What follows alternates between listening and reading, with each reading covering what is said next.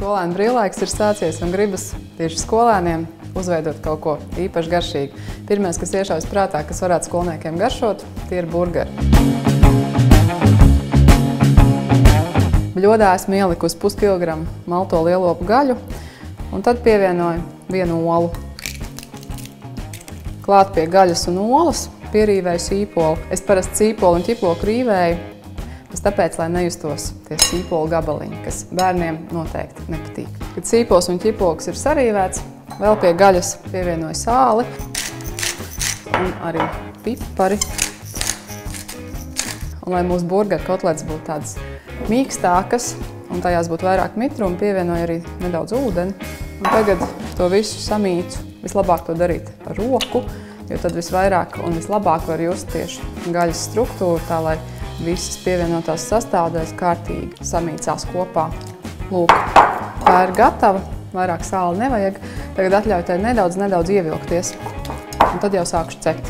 Kamēr gaļa ievelkās, tikmēr sagatavošu burgeru sastāvdaļas. Maizīti, kur ir graudu maize, ņemu sarkano piparu, kuru sagriežu vienkārši ripās. Tad būs nepieciešams arī tomātu šķēlēs, sīpols ripiņos.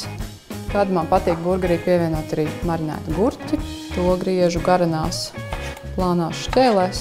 Nu, un tas arī viss no piedevām. Vēl atliek tikai sagatavot mērci. Ņem vienkārši skābo krējumu. Tas ir 20%, var izmantot arī 15%. Bļodā ielieku nedaudz skābo krējumu.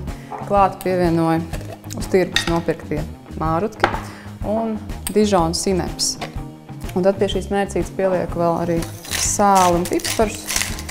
Piespiežu klāt 1 daiviņu ķiploku. Un tad vēl šai mērcītei pievienoju sakapāts dillītes un nedaudz lokus. Lūk, mērci samaisu. Un tagad nolieku, lai tā iestāvās, kamēr cepšu gaļu. Un pirms sāku cept gaļu, krāsniņā ielikšu šīs te maizītes, apcept kopā ar sieru, tā lai viņas būtu tādas sierainas, mutē kūstošas.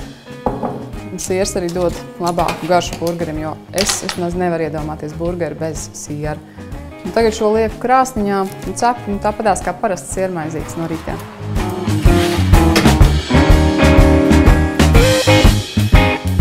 Maizītes krāsnī pavadīs tikmēr, kamēr siers būs izkusis, bet pa to laiku es varu paspēt jau uzcept gaļu. Pannā leju eļļu un to kārtīgi uzkarsēju. Jo cepot kotletes, eļļai ir jābūt riktīgi karstai. Un kamēr eļļa karst, tikmēr ar gaļu veidoju tādas plakanas kotletes. Labāk, ka tās ir lielākas un plakanākas. Viņas pirmkārt saraujās, un otrkārt arī burgerim prasās tādu plakanu kotleti viducī. Esmu sataisījusi 3 plakanas kotletes, eļļa arī ir uzkarsus, un tagad tās lieku cepties. Svarīgi, lai šīs kotletes būtu karstas, tad, kad tās liek burgerī, jo man liekas, tieši ar karstu gaļu burgers ir visgaršīgākais. Virtuves maržo ne tikai pēc ceptajām kotletēm, bet arī pēc siermaizītēm. Tās noteikti ir gatavas, pēc ņem ārā tās no krāsnes. Kotletes arī ir gatavas, ņem tās no pannas. Ja gribās, lai kotletes ir tādas sulīgākas, tad pašās cepšanās beigās tām var pievienot nedaudz ūdeni vai tēju un tad uzlikt vāku un nedaudz pasautēt. Tagad ņemu savus apceptās maizītes. Uz šīs maizītes lieku pavisam nedaudz mērci. Ar mērci noteikti nevajag pārspīlēt, jo ļoti slikti ir tad, ja mērcis ir pa daudz un ja viņi tek pa visām malām ārā. Uz siera un mērcis uzlikšu tādu kārtīgu salātu lapu. Uz salātu lapas lieku 1 no kotletēm. Tad jau to novietoju uz šķīvja. Uz kotletes atkal uzlieku nedaudz mērci. Un tad šeit ir brīvā improvizācija. Kaut kur mums ir jāieliek arī marinētais gurķis. Arī kapers šeit derēs. Liksim šeit pa vidu. Un tagad meklēju maizītes virsiņu smuko.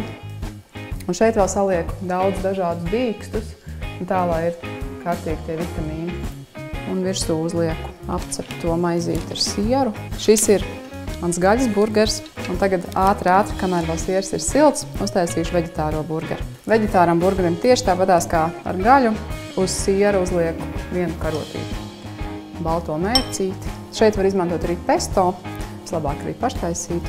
Virsū lieku daudz salātu lapas, atkal nedaudz mērci un daudz dārzeņus.